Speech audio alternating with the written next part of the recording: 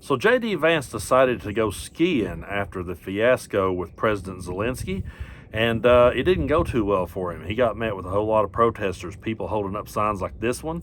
A whole lot of people saw through J.D. Vance and exactly what he was going for when he came at President Zelensky for no real good reason at all. The little skiing trip didn't go well for him, and it even went so bad that Fox News had to acknowledge that, yeah, JD's not very popular anymore. Take a look. For Vice President J.D. Vance and his family following yesterday's fiasco there in the Oval Office with Ukrainian President Zelensky. There's some new video now we have showing the vice president being greeted by protesters holding anti-Vance, pro-Ukraine signs as he makes his way there to Vermont for a ski resort vacation. More protesters met the Vance family outside of the resort, and the family ultimately had to move to an undisclosed location. Now, I said this in a previous video that a lot of MAGA is trying to spin this one that us liberals and progressives are taking that whole meeting with Zelensky out of context, and that if we would watch the entire thing from front to back, that we would see that it was all peaceful and that Zelensky was actually the one agitating. The only problem with that form of gaslighting is that if you do watch the whole thing from start to finish, you will see that it was bullshit from start to finish. And you will see that Zelensky sat there and presented his case in a respectful manner.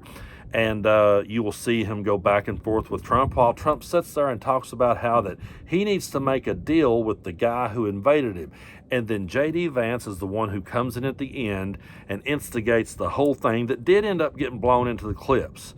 I mean, I do understand that when you're covering an event like that, or whether you're covering a rally or whatever the case may be, or an interview, I understand that when I roll the clip, there's other context there. I understand that. That's why that I go out of my way to watch the entire interview. Then I focus in on the things that I feel like needs to be talked about. But we all saw the entire thing, and we saw that it was J.D. Vance that blew the lid and sat there and laughed while Marjorie Taylor Greene's boyfriend made fun of Zelensky for not wearing a suit. They want to sit and make fun of Zelensky for not wearing a suit. And yet Elon Musk comes into the White House wearing a tech support shirt and a trucker cap, and they think that's all cool. It's okay when Elon does it, but it's not okay for a president who is in a war-torn country to not be dressed up in a suit. J.D. Vance sat there and laughed while Marjorie Taylor Greene's boyfriend said that. And then when he got his opportunity, he came in and he let everyone know exactly where he stood. And everything started to make sense. And all the dots started coming together and started connecting when you realize, you know what? He's exactly who they wanted. J.D. Vance is exactly who Project 2025 wanted in that role. I said back then when he picked J.D. Vance, when Trump picked Vance, I said, damn, he just doubled down. He doubled down on the extremism. And I made the case that, he's going to need moderates and independents. Why would he pick such an extremist? He picked an extremist now looking back at it because that was the entire point. He wasn't going for reasonable people. He wasn't going for moderate people. He wasn't going for people on the left. He wasn't going for people in the middle. He was going for that extreme, radical right wing that wants to control and manipulate everyone's lives. And that's why J.D. Vance was the pick. And I really believe this. I believe in years to come, J.D. Vance will be the politician that we will regret and hate more than anyone else. Right now, I have a Mount Rushmore of my most hated American politicians. And Donald Trump is definitely up there. Mitch McConnell is definitely up there. They definitely have a seat. George W. Bush will always have a seat because of his 8 years of chaos. I'm not going to give him a pass just because he ate candy with Michelle Obama. But that fourth spot, it's looking like that, J.D. Vance may be in it, and eventually he may move into the Washington space of just being the biggest and most hated politician that there is, because I think the reason why the people took to the streets to protest him just going skiing was because they all said, yeah, now it makes sense. Now we get why he picked this dude. Now we get why they double down on their extremism, because we see now who it is that they're going to bat for. I'm still trying to wrap my mind around what I saw with President Zelensky. I'm still trying to wrap my mind around how that our country was sold out the way that it was. I'm still trying to wrap my mind around the idea that people didn't see that for the moment that it was. There's people out there spinning that, oh, Trump put Zelensky in his place. Zelensky was just coming there asking for a handout. That's absolute bullshit. That was our ally who we should have been standing by. And European democracy is important to the entire world. It's important to American democracy. But right now, we have a president and his vice president who went to bat for Vladimir Putin in the most blatant manner ever. And to all the ones that wants to say, well, you got to watch the whole thing. Notice how peaceful it was. Okay, I'll go back. We'll sit down. We can watch it together. I'll sit down beside you and you hit replay and we'll watch it again. And what you're going to see is Zelensky sitting there being reasonable and stating his case. You're going to see Donald Trump telling him that he has to reason with the guy that attacked him. And then you're going to see J.D. Vance sit there and laugh and mock him for not wearing a suit and then come in at the end and say, why aren't you thanking us? Why aren't you being grateful? Why are you coming in here? It's insulting to the American people the way you've acted. What? I mean, I'm not going to let people piss on my leg and tell me it's raining. I'm just not, okay? Joe Rogan can play all the clips he wants of people on the other side of the building on January 6th, and I'll go find a picture of someone sitting on a park bench at Dealey Plaza and when Kennedy was assassinated, and it won't change a damn thing.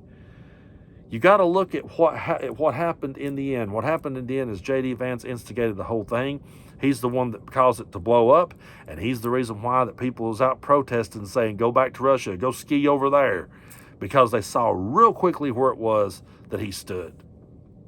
And now the pick makes more sense than it ever did. I did say, wow, he's doubling down on the extremism. He's not trying to go for someone in the middle. They didn't want to go for someone in the middle. They did not want someone to be a moderate or in the middle or someone who, how dare he might look over and reason with someone on the left. They wanted someone who would make enemies out of our allies. They wanted someone who would double down on their propaganda, and they got it. JD's their guy. And he's a fake Appalachian, and I'm never going to let people tell me that he's from here.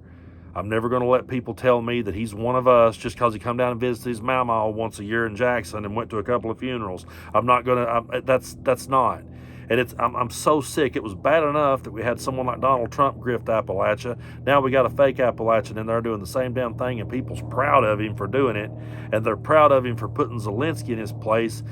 And it's one of the most disgusting things I've ever seen. If you watched that and you thought they put Zelensky in his place and you're flexing about that, you're flexing at all the death and devastation that Ukraine faced.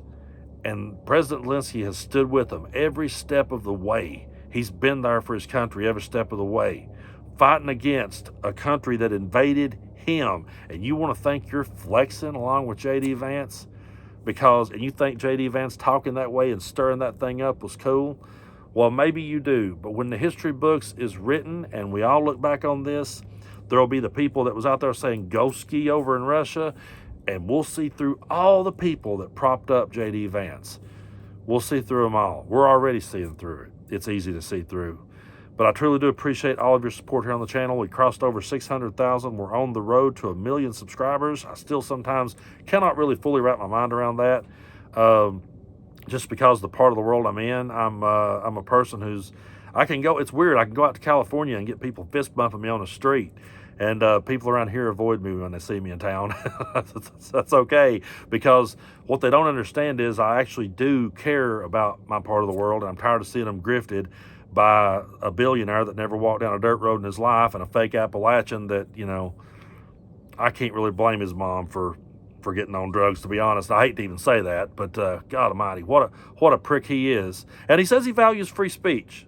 He says that free speech is important to this country, even if it's somebody that disagrees with him. So on that note, J.D. Vance is a fake Appalachian who went to bat for Vladimir Putin. He absolutely disgusts me, but J.D., if you was to see this, First Amendment, buddy, free speech is important. And even if I'm disagreeing with you or calling you the fake Appalachian you are, you have to appreciate my free speech because it's vital to America. Ain't that true? Or is it? Tell us which side you're really on, JD.